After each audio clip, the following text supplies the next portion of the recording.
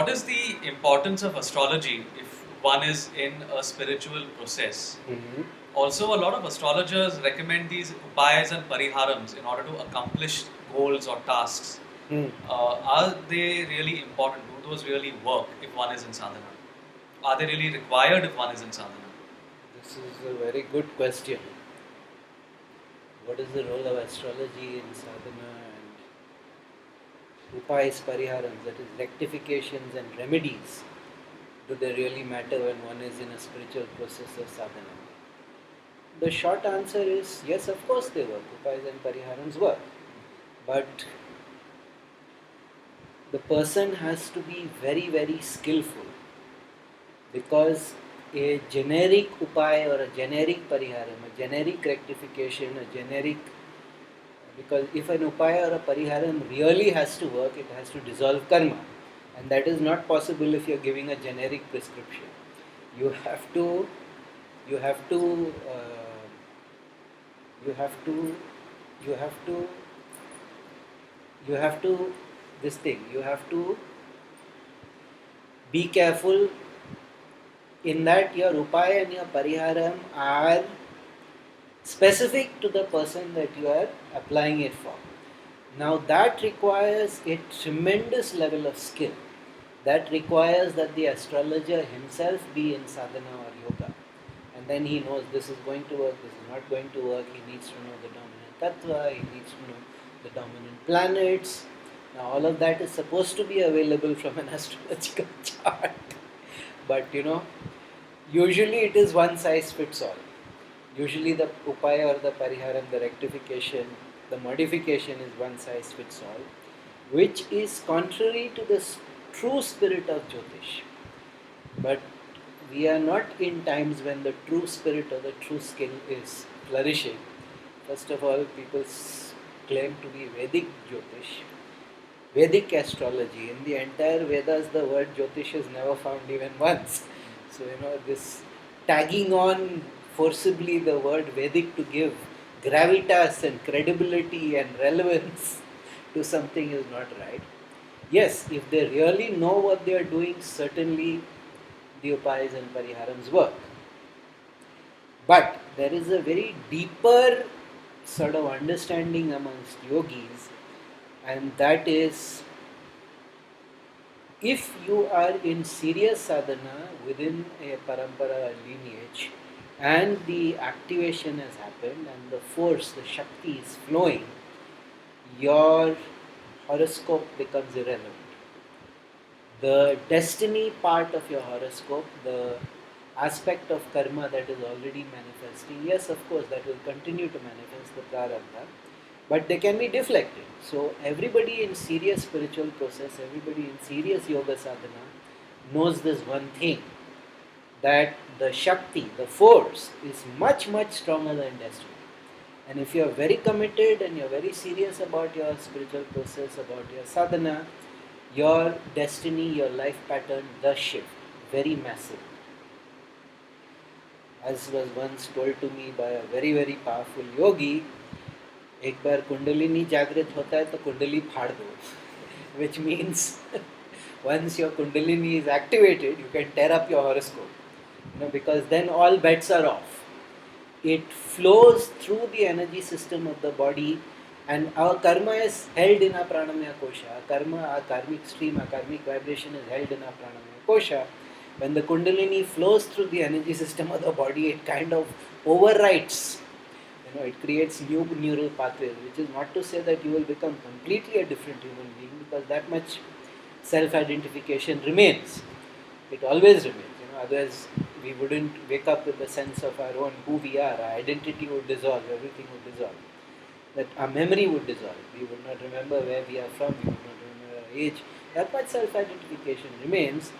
But the larger patterns of vasana samaskara, the larger patterns of desires, the tendencies, the desires which coalesce into tendencies, and then the tendencies become neural pathways, which is basically what a samaskara is. It is a tendency which has now become habitual.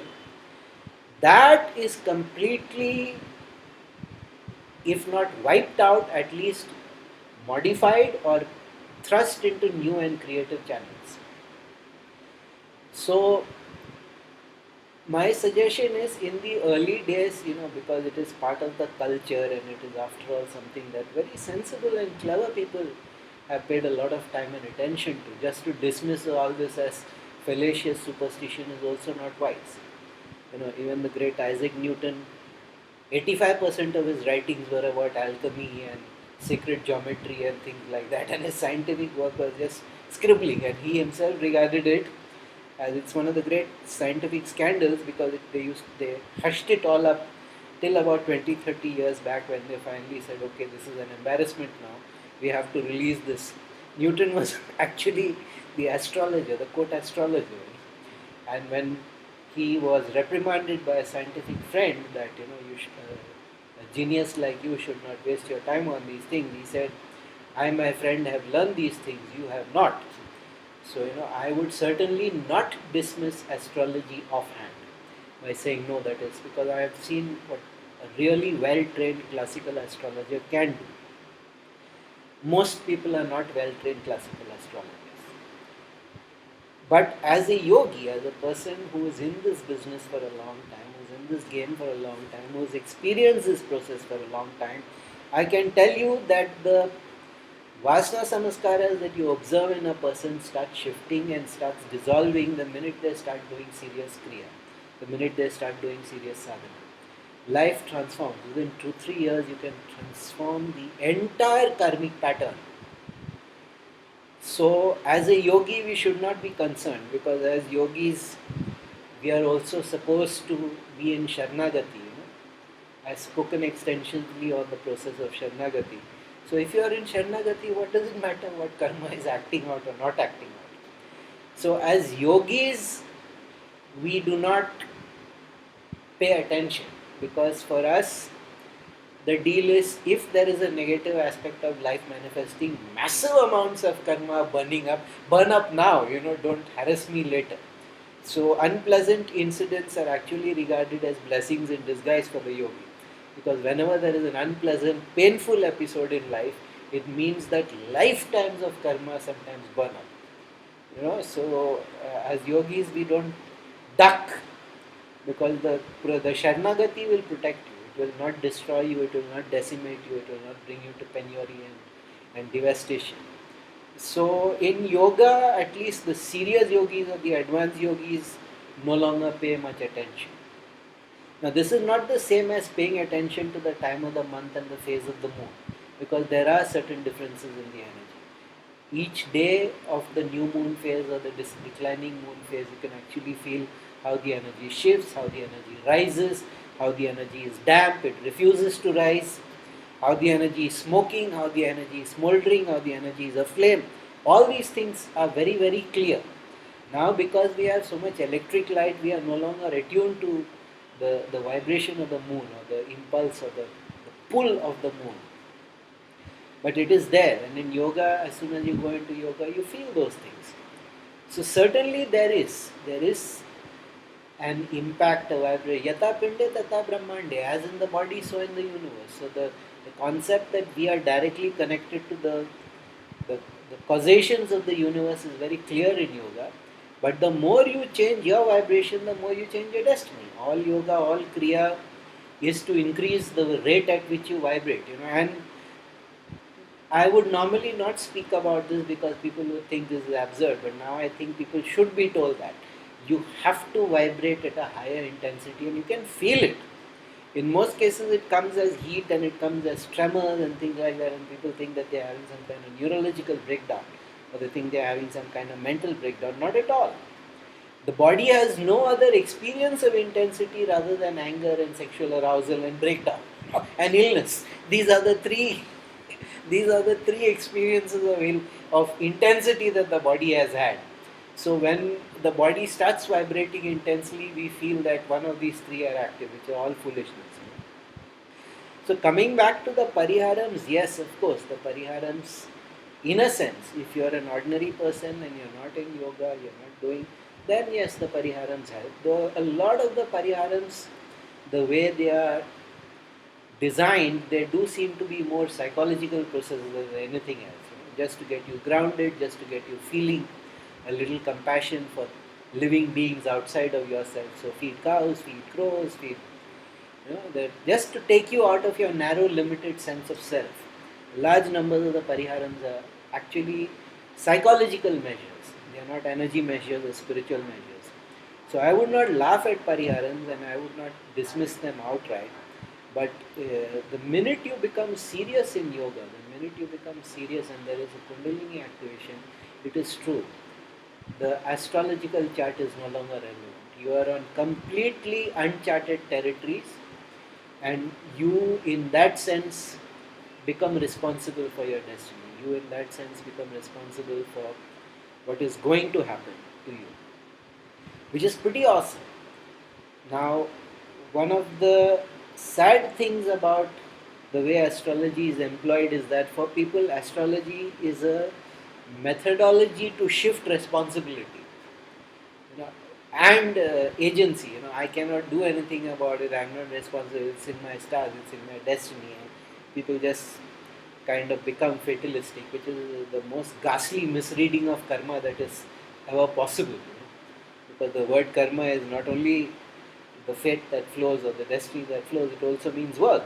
So your work creates your work, your action. Your action creates your consequence, and then if you change your action, you can change your consequences. So in that sense, there is no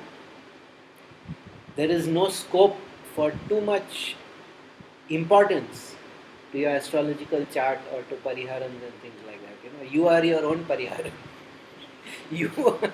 You are your best methodology. You are your own best intervention. You are your own best transformation. You are your own best cure. You are your own best.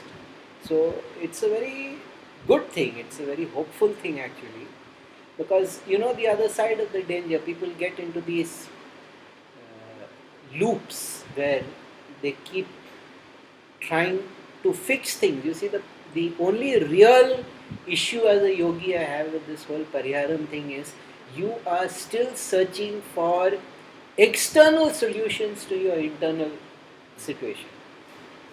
And it can help, the external solution or the external ritual, the external methodology, it can help. But really, until you transform your inner vibration, you cannot transform your life.